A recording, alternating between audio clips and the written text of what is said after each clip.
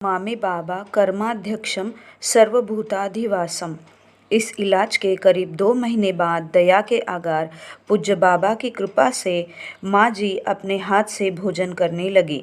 अब तक उनकी आवाज़ भी करीब 85% ठीक हो चली थी और मज़े में बगैर किसी सहारे के सीढ़ियाँ चढ़ छत पर चली जाती थी तथा छत से नीचे चली आती थी। चलना फिरना बहुत हद तक स्वाभाविक हो चला था। अभी भी कुछ एलोपैथी डॉक्टर माँ जी को देखने आते थे, यद्यपि इनका इलाज होम्योपैथी से ही हो रहा था। उन डॉक्टरों का विचार था कि माँ जी में सुधार द्रुत गति से तथा चमत्कारिक रूप में हो रहा था। ऐसा जान पड़ता था जैसे शव में प्राण फूंक दिया जाता गया हो। बिना परम पूज्य बाबा की कृपा के इनका अच्छा होना क्या संभव था? मुझे तो आज भी दृढ़ विश्वास है कि उस होम्योपैथिक डॉक्टर के रूप में स्वयं परम कृपालु बाबा मेरी माँ का इलाज कर रहे थे, परंतु मेरी माँ का स्वभाव एक छोटे बच्चे के जैसा हो गया। जिस काम के लिए हट पकड़ लेती उसको होना ही था।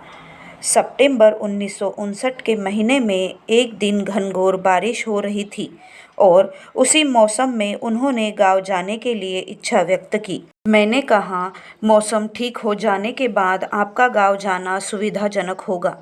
कच्ची सड़क कीचड़ से भरी होगी, इसमें गाड़ी से जाना अनुचित होगा। किंतु लाख समझाने पर भी वे अपने हट से न डिंगी और खाना पीना छोड़ बैठ गई। उनको गांव ले जाने के लिए बहुत मुश्किल से एक टी मॉडल फोर्ड टैक्सी को तैयार किया गया, जिससे वे करीब 3 बजे गई। उधर वह गई और इधर मैं परम पूज्य बाबा से प्रार्थना करने लगा कि वे मेरी माँ को कुशल पूर्वक घर पहुँचा दे। वह टैक्सी वाला रात के 9 बजे के लगभग लौटकर मुझे खबर किया कि माँ जी ठीक से गांव पहुँच गई। गांव में उनका रख रखाव अथवा देखभाल ठीक से करना नहीं हो रहा था और संभव भी नहीं था।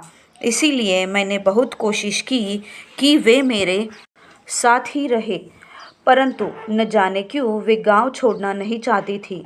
2 बार मैंने गांव जाकर उन्हें अपने यहाँ ले जाने का प्रयास भी किया, परंतु वे नहीं आई।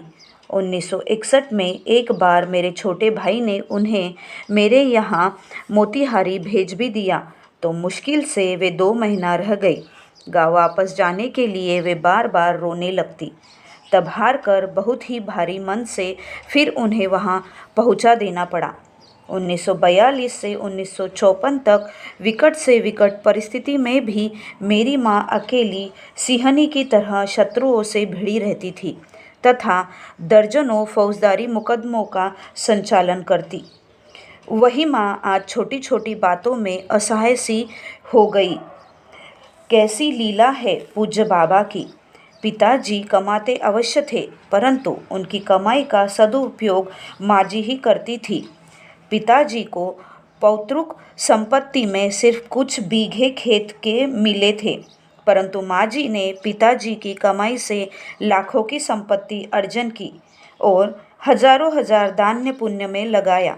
अब उनकी एक ही इच्छा रह गई थी कि पिताजी के बनवाए घर पर ही रहकर अपने जीवन के शेष समय को बिता दे, परंतु उनका बचपना लिए स्वभाव कुछ ऐसा हो चला था कि घर पर उनका रहना संभव नहीं हो रहा था।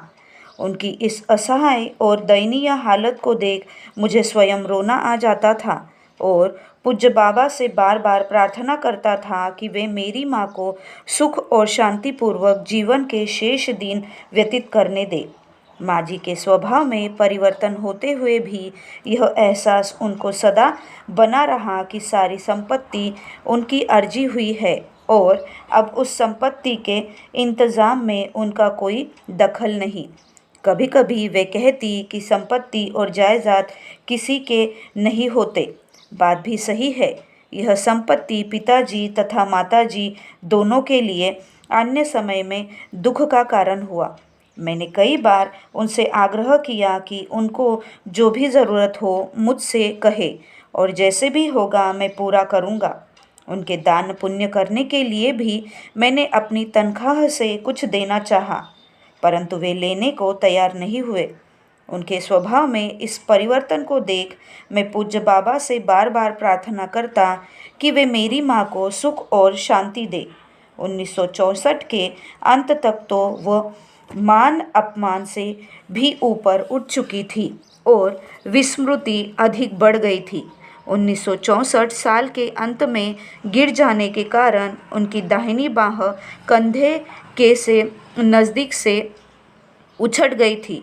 समाचार मिलते ही फिर पूज्य बाबा याद आए और मैं घर जा उनको मुजफ्फरपुर अपने यहाँ ले आया। अब तक वे काफ़ी दुर्बल और कमज़ोर हो चली थी, अतः डॉक्टरों ने उसे ठीक करना मुनासिब नहीं समझा और उसी हालत में प्लास्टर कर दिया। मेरी बहनों ने पूजनीय माँ की सेवा बड़ी लगन से की। जनवरी 1965 के अंत तक प्लास्टर काट दिया गया।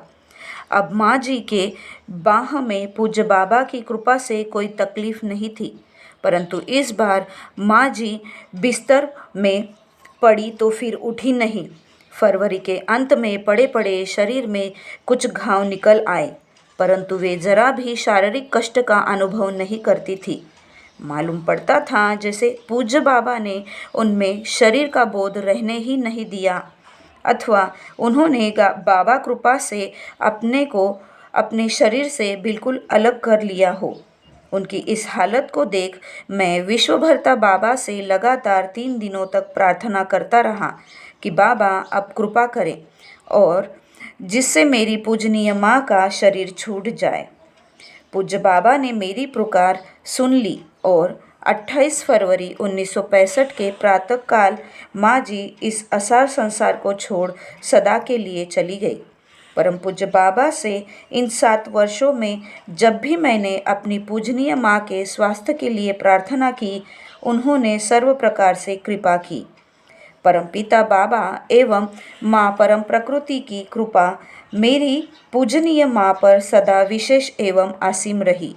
मैंने जितना मांगा मिला।